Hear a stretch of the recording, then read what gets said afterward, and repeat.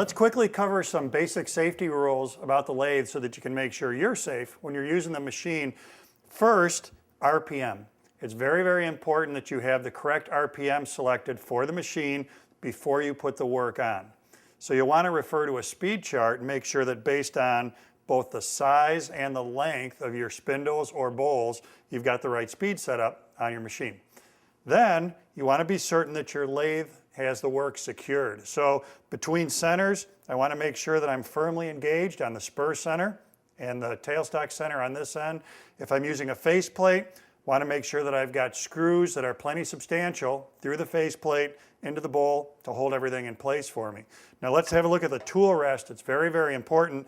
You want to make sure that the tool rest is always as close as it can be to your material without actually touching. Before I turn the lathe on, I'm going to spin that piece to make sure that if it's missing on one corner, it's missing on all four corners. So if I'm just a little bit off center, I don't have a part that's going to bang into the tool rest. So you want to make sure that that's set up just right. Now for you personally, there are a couple things that you need to do. All the jewelry should be off, no rings, watches, or bracelets. We don't want anything that can get caught here.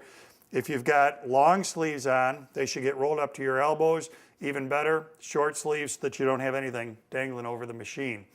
For personal protection, a couple things you want to do. Whenever you're working on the lathe, you should have a full face shield on.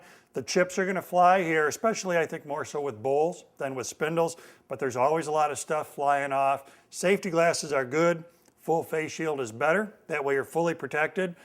Now a lot of stuff is going to get airborne, certainly when we're sanding, but even when you're using a chisel. So a dust mask is a great idea so that you don't inhale that stuff. You know, the more dust you breathe in, the more susceptible you become to becoming allergic to it. So you really want to protect yourself right from the start. We can roll these two ideas into one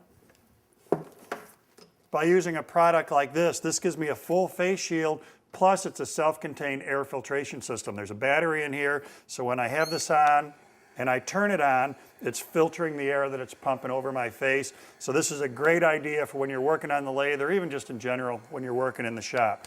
So those simple tips are going to help protect you and keep you safe when you're working on the wood lathe.